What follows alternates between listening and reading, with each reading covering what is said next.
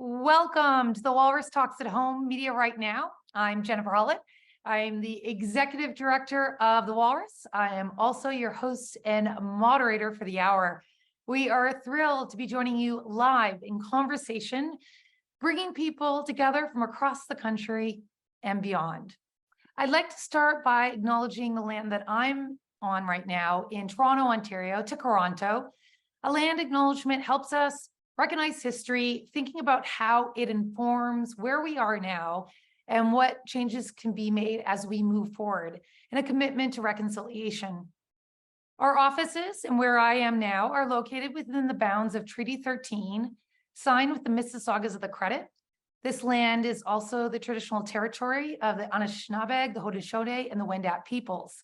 Today, Toronto is home to many diverse First Nations, Inuit, and Métis peoples. We are honored to contribute to a rich history of storytelling, and we welcome you to take a moment to reflect on the land that you're on, wherever you're joining us from.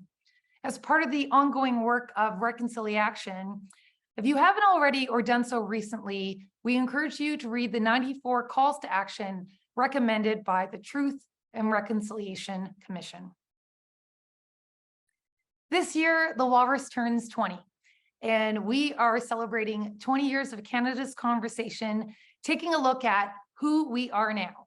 You can find our stories wherever you look for stories, online at thewalrus.ca, in print, be it on newsstands or by subscription. You can listen to our podcast or take part in events like this one. And this work is made possible thanks to our supporters, our donors, and our partners. So thank you for being with us this evening and making this event possible. The way we read, listen, and watch media has changed so much since the era of print and broadcast. Today, we're well into the digital evolution. No more waiting for the news broadcast at a certain time in the evening or the morning paper. The latest local and global events are readily accessible. Just say, click or swipe away. But we're also at this critical juncture where digital natives, the first generation, only knowing this, born with ready access to the internet from childhood, are entering the workforce. This is theirs. They are at the forefront, reshaping the media landscape, influencing what news stories are told, how they're told, and where they're told. So tonight, we're excited to explore the ever-evolving nature of our relationship with the media. With the Walrus Talks at Home, we're at home, you're at home. Each speaker has 5 minutes for their talk live. This is going to be followed by a moderated Q&A with our talkers and our audience. So at any point, if you have a question, please add to the comments section. Also, we're going to be talking about social media, so we want to invite you to share this on social media. You can tag us on the platforms at the Walrus. Also use our hashtag Walrus Talks. I also, with our online events, always encourage people to take a picture and show us how and where you're watching from.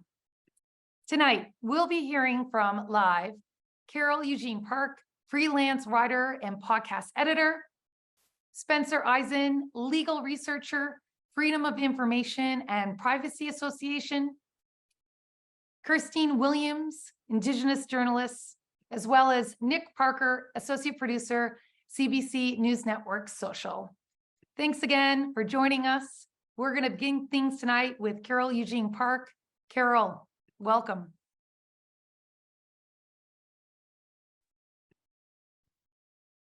Good evening, everyone. My name is Carol Eugene Park. I'm a Toronto-based freelance writer and podcast editor. Every now and then, you'll see a survey that states Canadians' trust in journalism has decreased since the year prior. For example, this past summer, one survey from the Reuters Institute found that there's been a slow but steady decline in media trust. Among Anglophones, only 37% say that they trust most news most of the time. And for Francophones, this confidence is slightly higher at 49%. For many of us in the industry, this topic of discussion has been pretty constant, and it's an important one to be had, especially as we grapple with the consequences of Bill C-18, known as the Online News Act, and incredible amounts of misinformation through social media. You'll also hear older individuals declare that the youths don't read the news anymore, that we're less informed and wasting our days on TikTok. They'll dismiss the power of information sharing on social media, whatever their shortcomings. But as an early career writer and journalist, I have to push back on this narrative. Yes, there is data to show that the younger generation's attention span has significantly decreased. I myself struggle with this on a daily basis. However, this doesn't mean that we, the youths, are less interested in local, regional, and international events. In fact, I'd argue that it is because of the accessibility and authenticity of apps like TikTok that enables us to be more interested, to have more empathy with communities outside of our own. For example, youths are mobilizing in inspiring numbers to stay informed through social media during ongoing violences and crimes against humanity in places like occupied Palestine, Congo, Sudan, and Lebanon. Yes, the way younger Canadians consume news has changed, like it does with the introduction of any new technology. For my early modern historians, let's remember the fear that came with the printing press. In modern times, there was fear among radio and print journalists when TV came along. This isn't that much different. What is different is, unlike older generations who liked objective stories that listed facts, younger news consumers want the context with these stories. It's not enough to say that something has happened in some place at some time with some people. The reporting must include the nuances to A, gain our trust, and B, help us better understand its significance in the world and with us. And that's something myself and my then co-host Ramneek Johal, who's now at Press Progress, and our team strive to do with our very short stint at the Decomplicated podcast. It's also important to remember that gaining trust and loyalty looks different for the current generation. Younger Canadians' trust comes in the form of the individual rather than the organization. This means the journalist, not the news publication. And Gen Zs are particularly good at spotting inauthenticity, even through a screen. They want their news to come from a person first, journalist second. The downfall of this is, of course, misinformation that might come out from these beloved and trusted individuals.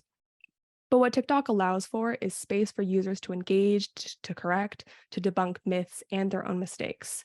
And sure, publications and broadcasts also have spaces for this, but these often feel less personal, more staged to youths who grew up with intense parasocial relationships, who won't feel satisfied with the corrections line at the bottom of a news article or a TV journalist correcting themselves in their anchor voices. So the younger generation may not be flipping through daily newspapers anymore, but we're listening to podcasts, long-form ones, despite our stereotypical short attention spans, watching 1 to 2 minute TikToks that provide context to a daily news piece that mainstream news outlets might have missed, even if it's on 2x speed. So it's all to say that if Canadian newsrooms want to be able to reach and sustain a younger demographic and have their trust, they need to be investing time and energy in early career journalists who represent the masses. And more importantly, they need to understand the importance of having a presence on social media platforms that matches the language and culture of the youths. Thank you.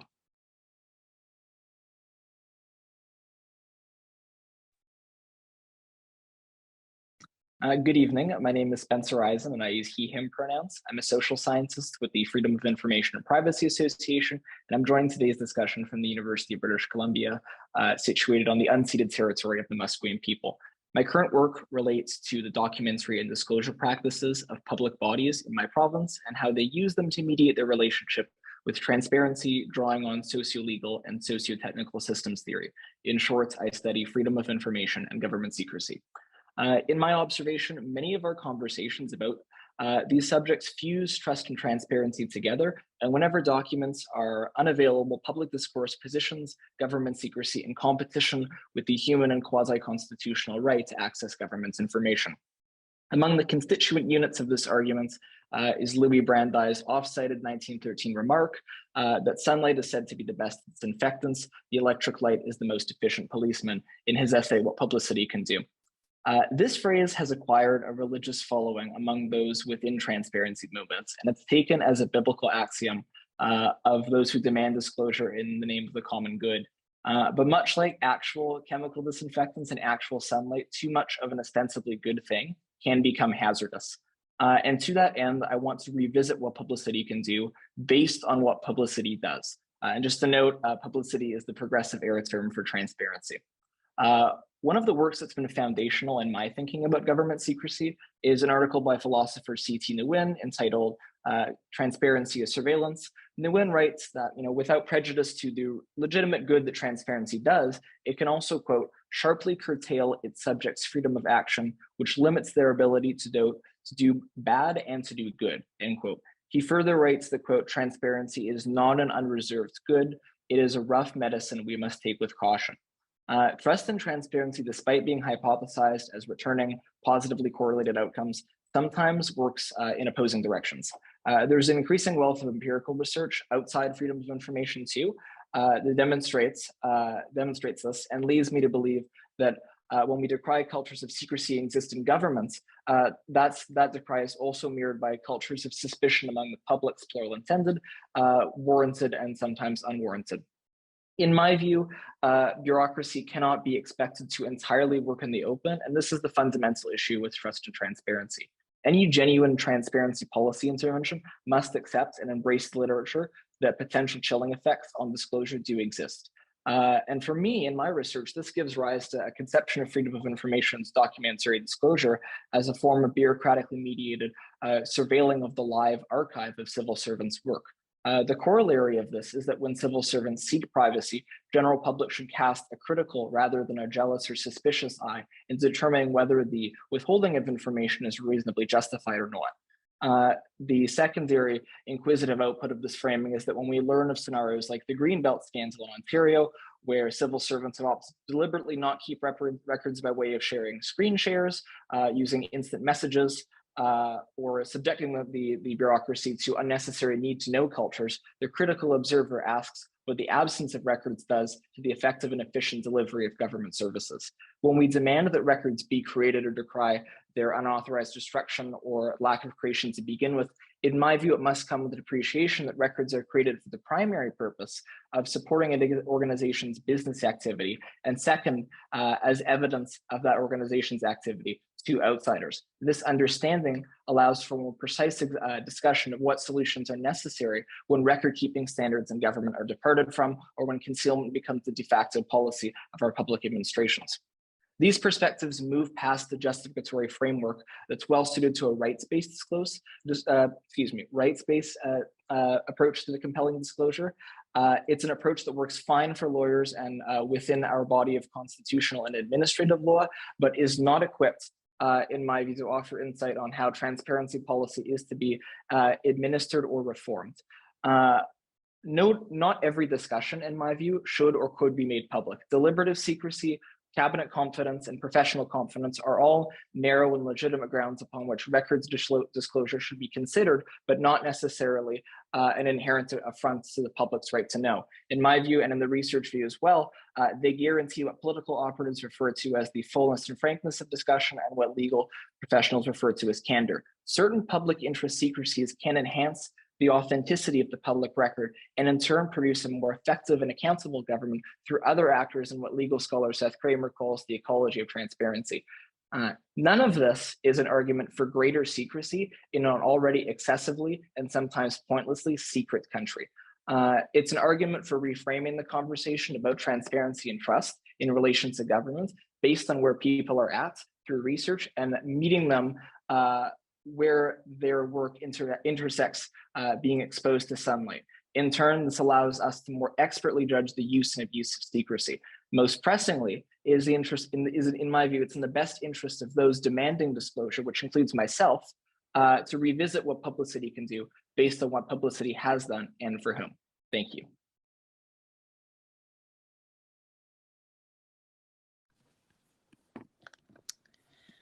Ani Bonjour, Kierstin Williams, Indigenous, Kitagan ZB, Nadunjaba.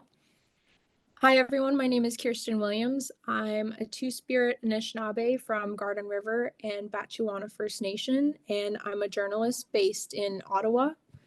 As a reporter and a young person who grew up on the internet, I think that social media is at the forefront of storytelling and presents a unique space for new voices to share their stories and perspectives. The other day, I was scrolling on Facebook and I saw a post that says, "Man, I love Facebook First Nation."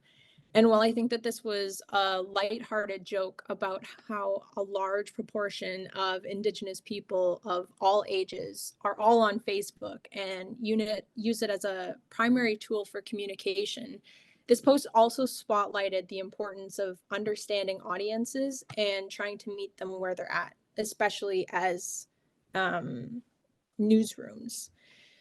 During the height of the pandemic, for example, there was a social distance powwow, which was a social movement where people posted videos in their powwow regalia to connect with one another at a time when we couldn't and arguably needed it the most. This era was a time of immense grief for a lot of Indigenous people. There was the findings of unmarked graves at residential schools, loss of loved ones from COVID, and the isolation of being unable to gather in community ceremonies. But platforms like Facebook allow Indigenous people to build a community-based space and connect with one another, regardless of whether they live on reserve, off reserve, in a big city, or away from their community. So with the rise of social media and digital storytelling, I think that newsrooms in particular are facing additional challenges to not only keep readers' attention, but to even get their stories to audiences.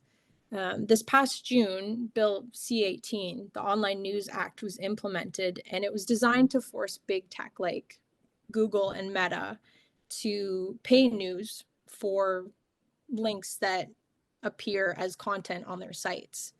But kind of as opposition to this legislation, Meta blocked news on platforms like Facebook and Instagram. And in my opinion, the impacts of this ban were felt most heavily in remote Northern and Indigenous communities, because as I said, a lot of Indigenous people in particular get their news on Facebook, but with the ban, they just weren't able to. So this created a space where communities had to get creative and innovative as to how they would share information with one another. This past summer, Canadians saw the worst wildfire season on record, and many Indigenous communities were forced to evacuate from their homes, often multiple times. And people were trying to share critical information to Facebook. But to combat the ban, they almost had to do like their own form of journalism, like citizen-based journalism. So they needed to copy and paste text from a news story onto their Facebook status to get away from this ban. Or they needed to share a screenshot of a news story. And this was honestly an additional barrier that I saw while covering these evacuations. This was an additional barrier for people who were arguably experiencing the scariest day of their lives.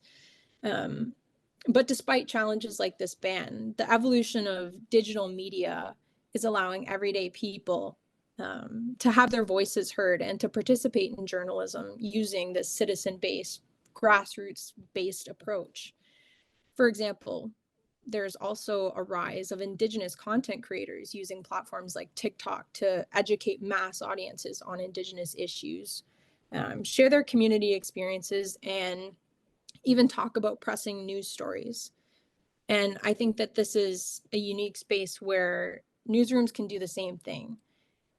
Being successful on TikTok means getting creative, engaging with young people, keeping up with these trends, having to understand why this one sound is trending or why this weird format is trending.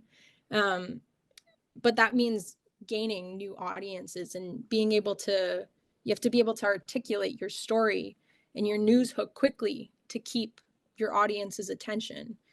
So how we might be getting our news might be changing, but it also presents unique opportunities for new and unheard voices to engage in journalism, and for newsrooms to get creative and keep coming up with new ways to not only keep older audiences, but keep younger audiences, and to grow their own platforms.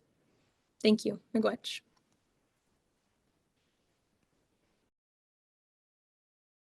Hi, everybody. Thanks for joining us today. My name is Nick Parker. I'm a multimedia journalist, content creator, and documentary producer. I'm currently working as an associate producer for CBC News Network Social. So basically, I work on news content for social media platforms like YouTube, TikTok, and Twitter. Let's get personal. When I received the invitation to talk with you all today, I admit I was surprised. I'm a young journalist with maybe 3 to 4 years of experience under my belt, and I wondered why anybody would want to hear me. And to be honest, part of me was also worried that I make a fool of myself. It took me a while to really face that fear, but when I did, it really reminded me of some of my first days in the newsroom. Being the youngest in the room is always difficult. We have all these quirky, fresh, and brilliant perspectives about how we see the world and our approach to storytelling, but they don't always blend in with what's going on now. You want to fit in, you want to be of value, but you also don't want to look naive. As I grew in my role as a journalist, it taught me to embrace that fear. I learned to be proud of the way I see things, and I learned how to speak up. It was one of the best things I ever did for my work, and it showed me that there's power in being a young person in the newsroom. My perspective as a young journalist, who's among the age demographic we're often targeting, is my edge. It's like the difference between talking with our audience and talking at them. And it's something we often discuss in the newsroom. But right now, young people don't feel represented in traditional media. They don't have the same connection to it that our parents once had. And it's pulling a lot of young people away.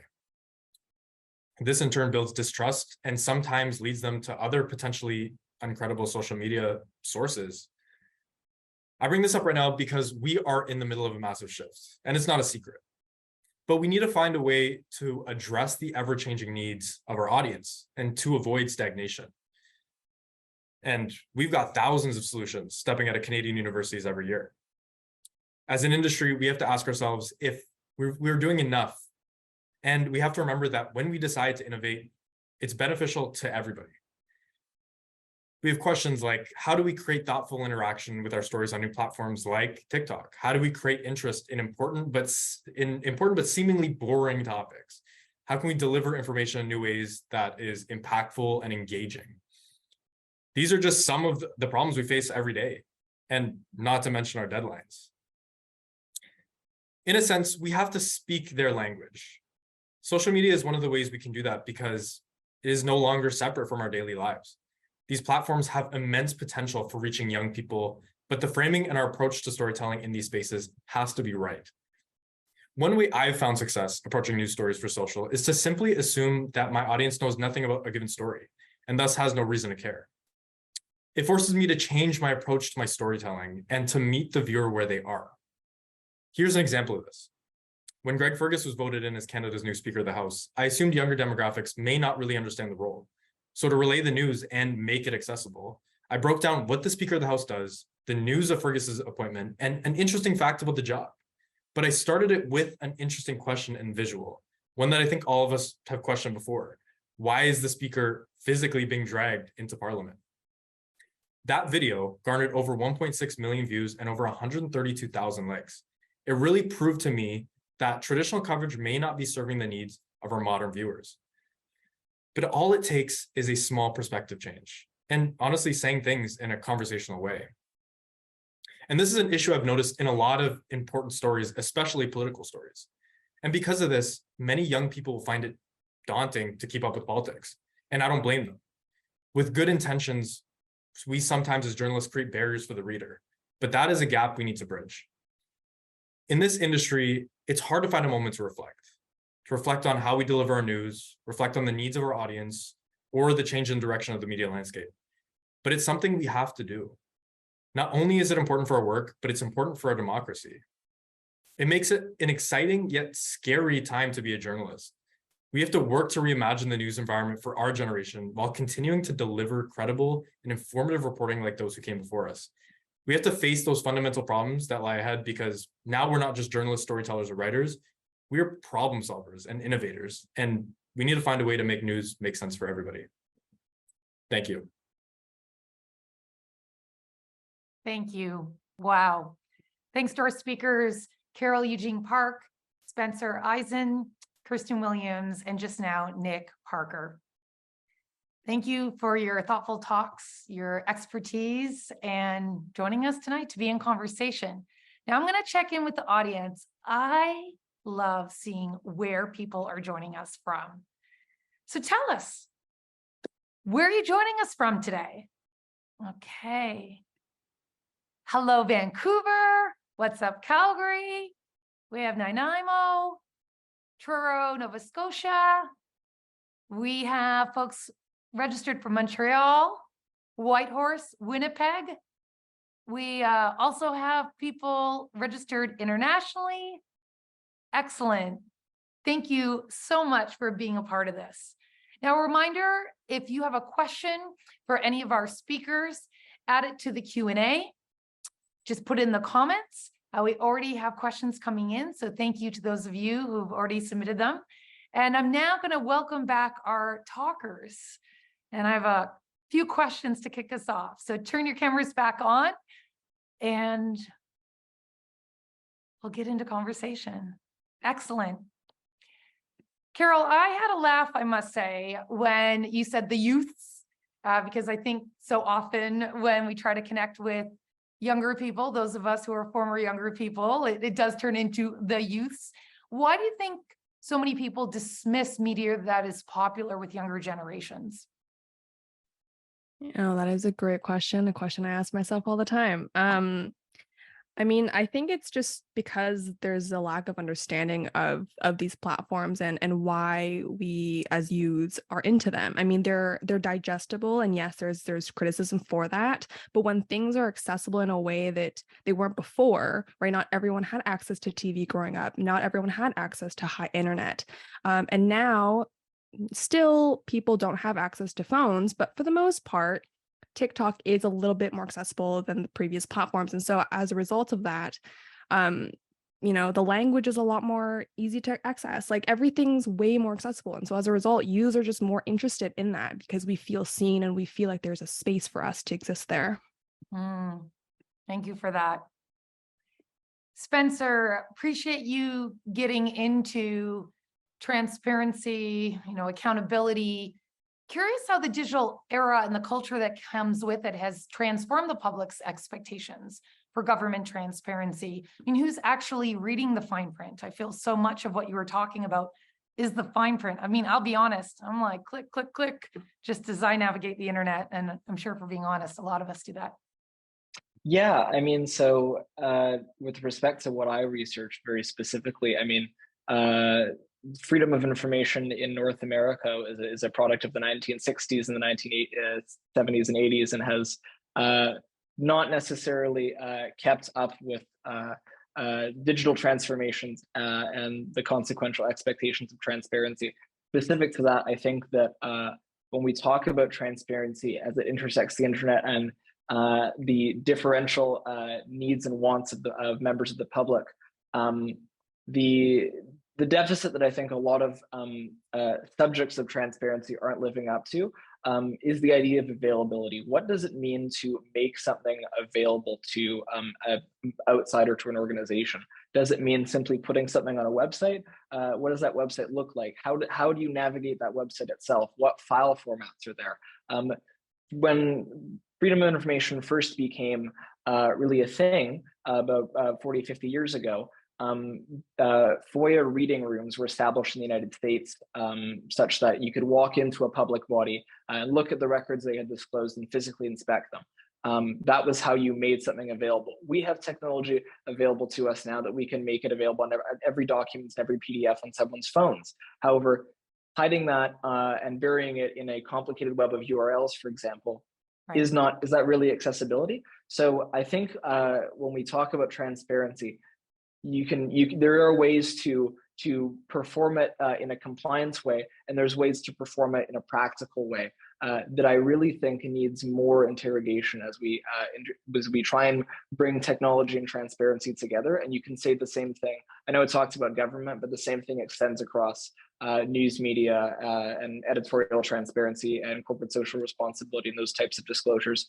Any place where you have technology and transparency or secrecy coming together, the opportunity to think about what availability and accessibility looks like in practice is open to interrogation. So what you're saying is, first, there's the transparency and accountability, but then how we communicate it and how we make it available and accessible. Because right. In general, it tends to be lots of text, like you said, URLs that are not easy to remember, formats that can be difficult to download. So there's a couple steps in this process. Right, exactly. Great, thank you so much. Building on that, Kierstin, thank you so much for bringing up the Online News Act and in clarifying it, because I think it's been confusing to a lot of folks who can't figure out why they can't open certain things on certain platforms. How do you think the digital media platforms can better support news needs of audiences in remote, Northern, and Indigenous communities? And also for folks at home, how can they support getting the stories out there? Thanks, Jennifer, for the question. I think going back to what I was saying earlier is that a lot of the work to get those stories on the platform is being done by the people in those communities that are affected by the stories themselves. It's not necessarily done by an outlet like Facebook or Instagram or Twitter, X now, or TikTok. This is being done by people who are affected by these stories. So like I was saying, they're taking the steps. Again, it's the same thing on Instagram. They'll take a screenshot of a story. So it's not really so much that I think that social media platforms themselves are going to be doing that work. I think it's going to be the people affected most because, like I was saying, for some people, their life is kind of dependent on it.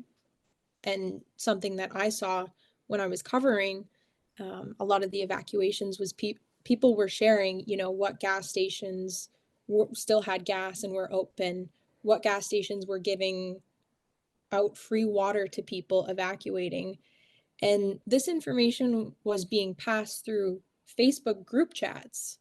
Like people made a group chat for people evacuating from this specific area, and everyone joined and they would post in this group, just this is what's happening. So I don't think that the social media giants, I'll call them, are going to meet people and meet people's needs. I think that people are going to become innovative to get that information out there. So would you encourage people who are interested in supporting the stories of the people? Is it word of mouth? Is it word of mouth? Yeah, I mean, I think it's a bit of both. Like for people who are outside of, these communities and this specific situation of evacuations, like I think that part of it is also supporting smaller news outlets, like going directly to the website, subscribing so then you get the news emailed right directly to you. A lot of smaller outlets have fantastic newsletters and send out their top stories. So I think part of it is now we kind of have to seek out that news that we want.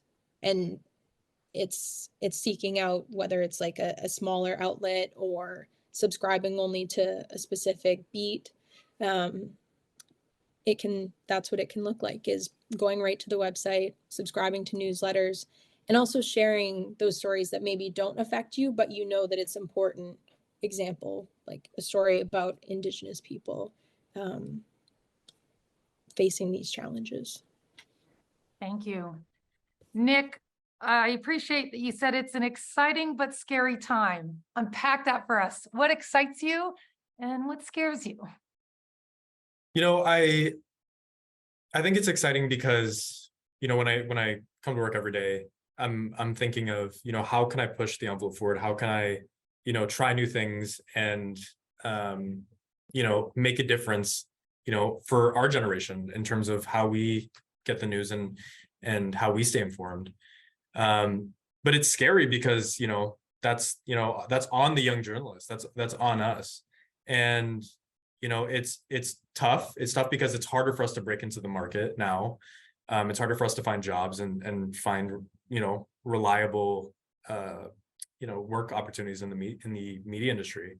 But, it's something I know a lot of young journalists wake up every day and think about as well. So I hope that clears that up a little bit. Well, yeah, I will say, as someone who works in the media, when I'm out and about and people ask how things are, I often say it's the best of times, it's the worst of times. And I'm curious what others think in terms of, what's really exciting right now, but what's also scaring you.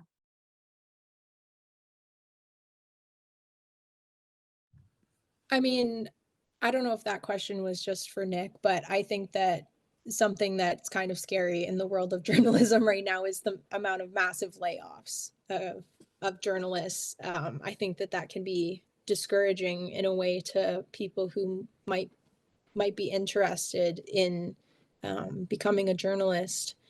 And I think that, I'm very focused on increasing the representation of voices. For me, it's Indigenous voices.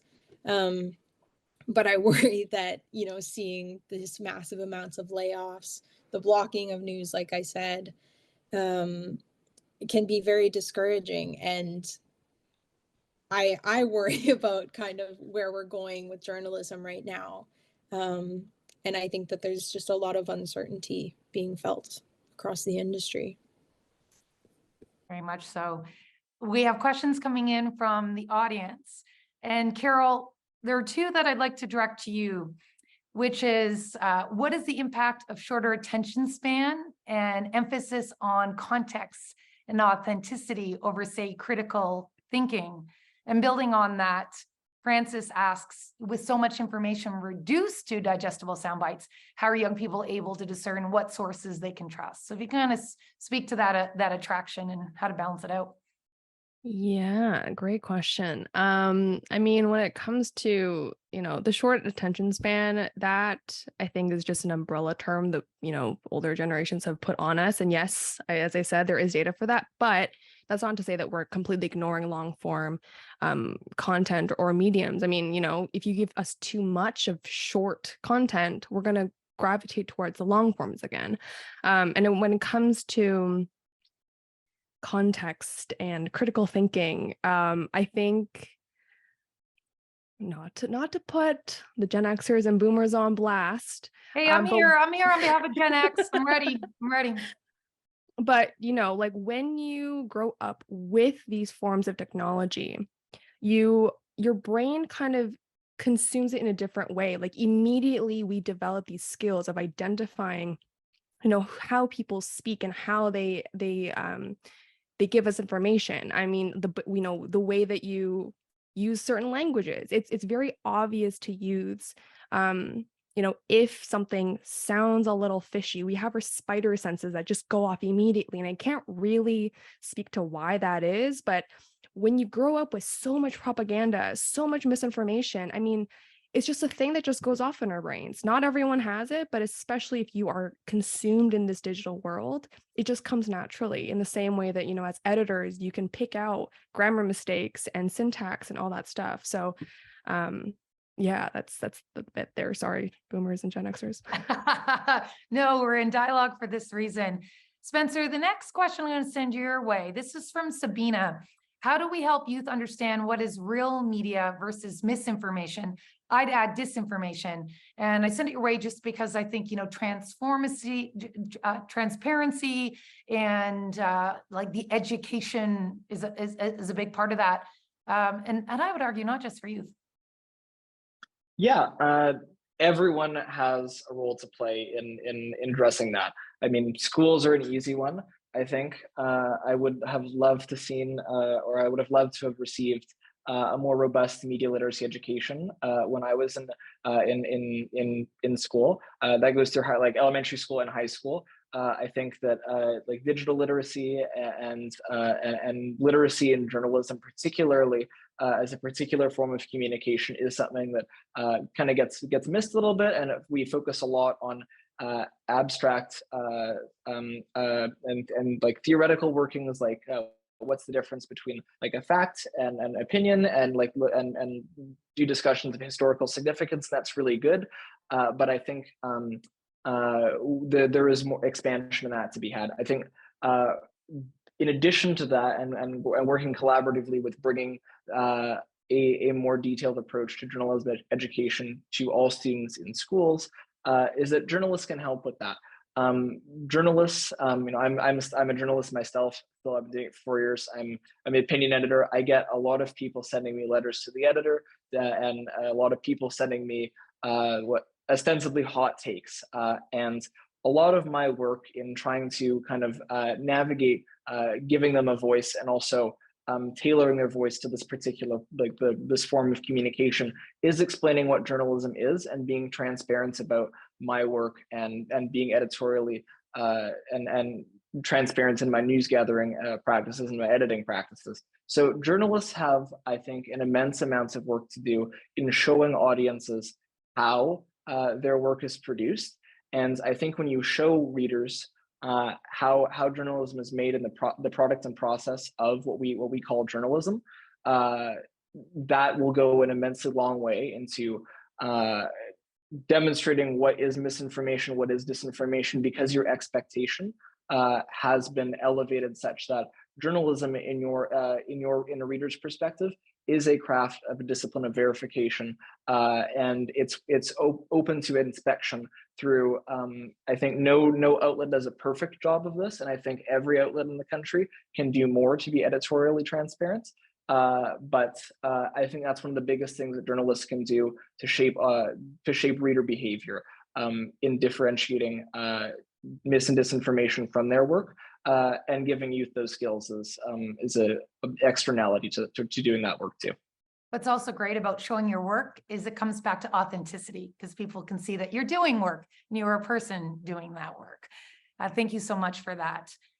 This is a question for all of you from Carol. Do the panelists see the sheer volume of content as part of the challenge of informing citizens? Nick, what do you think? Sorry, could you reset that question? Yeah, just the sheer volume. I call it infomania. Is the volume of content coming our way part of the challenge of informing citizens? Absolutely. I think that, you know, there's so many different places that you can go to get info on the same thing, that it makes it really tough for a lot of people. And it makes it tough for us to kind of try to be the verified source in that storm, right? And it's especially tough when people get caught in like echo chambers and, you know, continuously, you know, watch, you know, or follow some of these uncredible sources or sites. And it makes it even harder. And yeah, it's like the idea of, you know, information overload is totally something that, you know, us journalists have to face. And it's something that really poses like a barrier for us. But yeah, I'd like to know, Kierstin, what do you think in terms of the amount of information we have access to, even just on here? I mean, I think that there is definitely an overload of information, particularly like something I've felt in the past couple of years is, you know, it's not always good information. Like, I don't mean in terms of being false. That's a whole other issue. I mean, in terms of, you know, just a sad story. And when, you know, your primary interest or thing that you want to see, like I was talking about how Indigenous communities use Facebook, for example. When you build these communities and, you know, you follow all your fellow Indigenous people, I think you can get bombarded by information about something tragic, and then you tune out from the news, and then, you know, I think that also in itself creates an issue where then people aren't informed about what's going on. They don't want to listen to the news of, like, on TV about all of these issues that are happening. So it's kind of, I think that it's a difficult thing to balance. And then there's just so much out there that, you know, you open Twitter and that's all you see is tweet about this, about this. So I think part of it is also audiences and readers being aware of that. And I think that would be a time when you put down the phone and the social media and try and connect with people in person to talk about things like this or to discuss the news. We've had quite a few talkers on the Walrus stage highlight the importance of sharing stories of Indigenous joy, Black joy, that we need the news, we need the breaking news. It's often painful, but we also need the joy and the inspiration and the positive stories to share as well.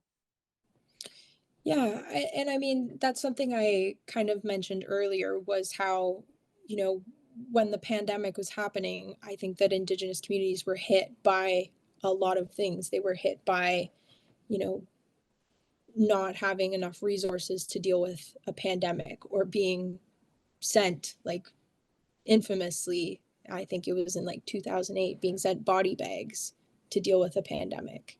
We were being hit by things like that, worrying about losing elders to sickness. We were also being facing a lot of headlines about unmarked graves at residential schools. And I think that a lot of these things can be very overwhelming. But like I said earlier, we also had the rise of something called social distance powwows, where people were posting videos and competing in a powwow on Facebook, you know. So I think that, to me, stories of Indigenous joy are the most important because I think they've been most neglected throughout history. And with more Indigenous journalists and Indigenous based outlets stepping into the journalism industry, we now have that opportunity to tell our story. And it's not just a story where it's a negative headline. Thank you for that. Now, this is Lynn chiming in and responding to something we just talked about, which is a year of a lot of bad news in Canadian media. Just this past week, layoffs at the CBC, Connie Walker's award-winning podcast Stolen dropped from Spotify, Reader's Digest Canada is going to wrap up publication. Lynn wants to know what would help in advocating for new voices in new ways of doing media and fairly paid regular media work. I love this question. Carol, would love your thoughts on how can people help support this? Oh boy, problem solver I am. No, I'm kidding. I mean, this is a question that honestly like plagues me at night. And I don't really have an answer for it other than, contact your MPs, pay for the subscriptions if you can. Independent media really needs the money where you can. And the independent journalists who are writing on Substack or have their own blogs or whatever, like, engage as much as you can, share, donate to us.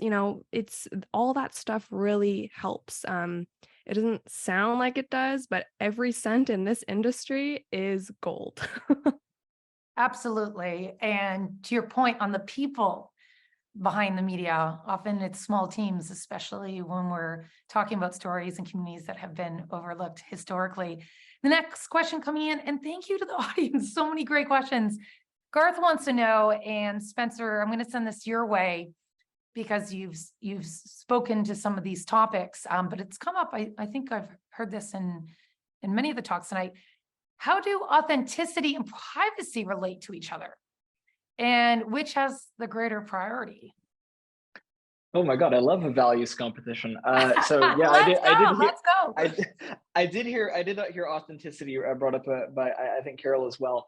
So when I'm talking about authenticity, I'm talking about it in a very narrow sense as it relates to like writing things down. You can think of it in that it is avoiding self-censorship, and as essentially civil servants being free to speak their mind and speak truth to power on paper. They need, however, under certain circumstances, what outsiders call secrecy and what civil servants might call privacy in order to be able to do that. There are some discussions and conversations which would be better served behind closed doors than with open doors. This conversation is not one of them. This is meant to be in a public forum. This is a conversation which would not benefit anybody if it was withheld between the five of us here. Cabinet, however, is not like that. And that is how our system of government that we imported from the United Kingdom works, for better or for worse. If we want to change it, those are constitutional designs that have to occur. So when I talk about authenticity, and really it's about speech versus privacy, it's extremely context dependent. There are circumstances in which privacy and authenticity compete with each other in such that authenticity needs to take precedent, and that's the example of deliberative secrecy, in which when civil servants deliver confidential advice to their ministers, that advice is purely for the minister and the recipient, and that's it. There are other circumstances where civil servants might do an adjudication for a grant or to determine that someone's eligibility for a social program. That is not a type of, we want that to be authentic. We want the decision to be robust in its delivery. However, it's extremely, it's a complete denial of the values of fundamental justice to say that decision must be kept secret. And that's an example in which privacy would have to give over authenticity. And we'd expect civil servants to be authentic in what they commit to paper, notwithstanding those things are going to be disclosed, because they need to commit their thoughts to paper in order for government to serve citizens equitably and efficiently and effectively as well. So it's very context dependent. It's an inquiry that I think we can draw on other disciplines in understanding how to make that balance. Law is an excellent one. I really like the Charter of Rights and Freedoms-based framework and the Oakes test and administrative law ideas and bringing these two things together. That's because I work in a legal space though. But generally, the situation dictates that there are very narrow circumstances in which privacy, though, in the context of government disclosure, takes precedent, and the best way to approach them is to narrowly define the ultimate purpose for which we have both of those two values. Okay, so I'm going to bring it back to Carol. You brought up authenticity and how younger audiences are connecting with it. Authentic is also Merriam-Webster's word of the year. From your perspective, Carol, on social media, what does authenticity look like? It looks like walking me through your day. It's showing me your personality. It's having a good time. I mean, I think, and I'm going to name drop a few journalists that I follow who are on TikTok. Janelle Massa, who was at CBC, Rachel Gilmore, who was at Global News. They do great stuff on their TikTok channels. They offer us great information, but they also show us a side of who they are as outside of being a reporter. And that's what the authenticity factor really is. I don't really need you to be a reporter all the time. I want to know, how you start your day, what cup of coffee you're drinking. I was wondering, so it's like you want to know that I have honey bear here, like little details. Yeah. And also, with that misinformation aspect, when you do make a mistake, own up to it. Tell your audience that you made that mistake and just be real about it. And that also builds trust, and that makes it more authentic as opposed to just being like, sorry, Yeah. Or nothing to see here.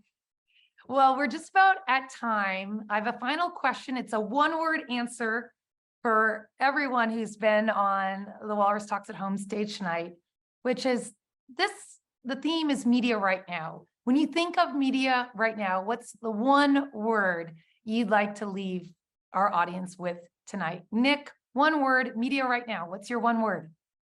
Innovate. Okay. Kierstin. I'm just laughing because the only word that comes to mind Jonas. is Skoden. Skoden slang. Let's do this. Great. I have to say, I learned that word recently and I love it. Let's go. Spencer. Empowering. Awesome. And Carol, final word to you. Curious. Thank you again. This has been such an engaging conversation.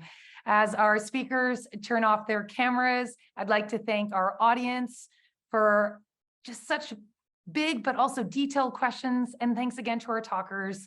You have heard from this evening, Carol Eugene Park, Spencer Izen, Kierstin Williams, and Nick Parker.